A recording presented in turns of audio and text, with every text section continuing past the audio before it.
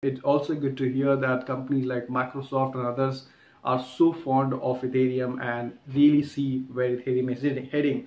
And when you have this kind of news, you really don't bother about where the current price is, because you know that these are the new technology which will evolve and grow in the future.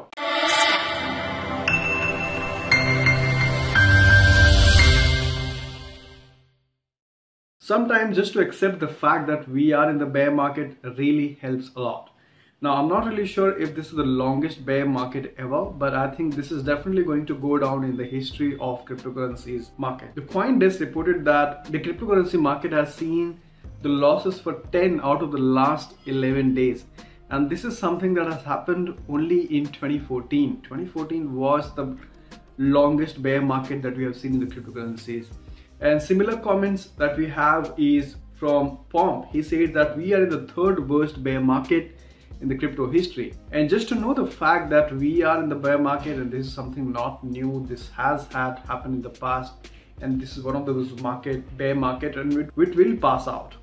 It really helps a lot. So, and of course, the lot of reasons for this bear market is actually coming out from the ETF. A lot of people who are, I don't know why, panic selling just because there was no ETF approval. To be honest, I was never very fond of ETF or any traditional funds, to be honest, because I know ever since the futures trading came out, there have been manipulation of the Bitcoin price, and the Bitcoin has come a long way without any traditional instrument. And so, but I think a lot of people into the space were dependent on the ETF, and they have been selling off. And Brian Kelly from I think CNBC has been saying that if you're selling Bitcoin because of ETF delay, you are definitely wrong. And I'm sure this is something people need to realize, that Bitcoin is such a thing that it does not need any ETF or futures trading. It can succeed on its own, right?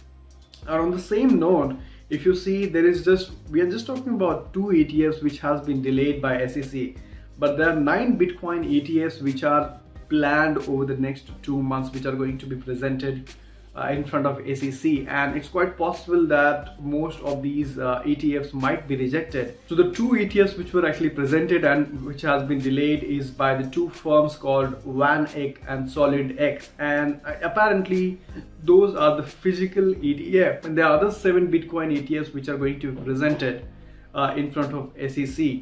And I hope that there is no more selling happens and there is no more bear market that we have to see because of this ETF. What I've seen is that the news of ETFs do more harm to the coin market than doing any good to the coin market. What do you think about that?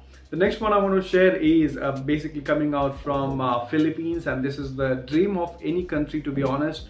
Philippines is building something called as Crypto Valley of Asia. Can you believe that? This is big, guys. I mean, any citizen, any country, this would be the dream to build something like this. So Philippines is taking the opportunities all in. They are setting up a zone already set to accommodate 25 crypto firms that will operate within the area.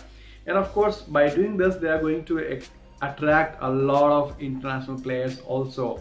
So here it says the part of the government to foster a fintech ecosystem to attract international companies to set up a shop in the country. Now, while India looks so confused, Philippines is making the most out of it. I was hoping that we could have that Crypto Valley kind of thing in India also, right? Because it's a great opportunity for any country to come up with these kind of ideas to support the crypto startups.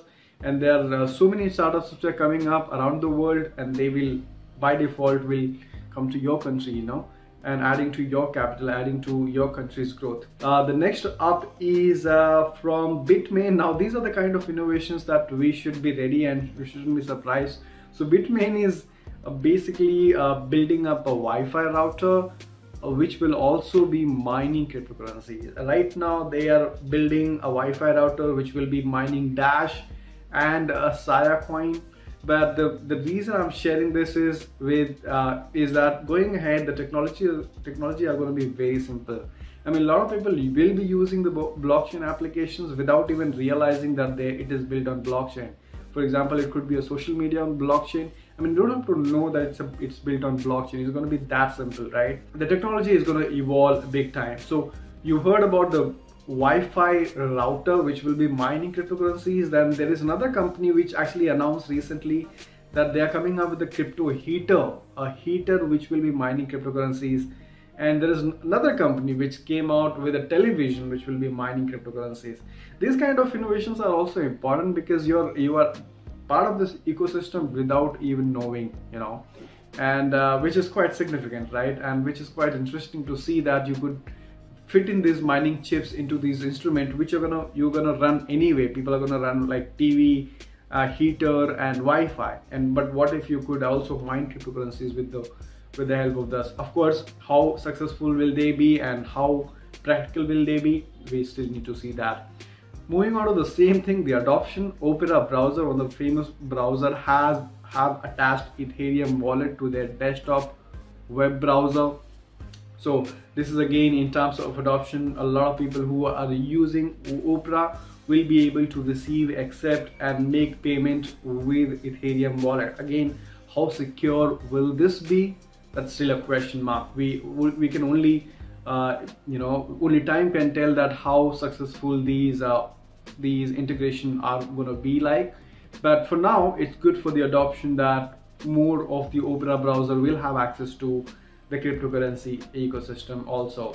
The last one is Microsoft is built up a new Ethereum blockchain product, a new dApp, which does not require proof of work mining.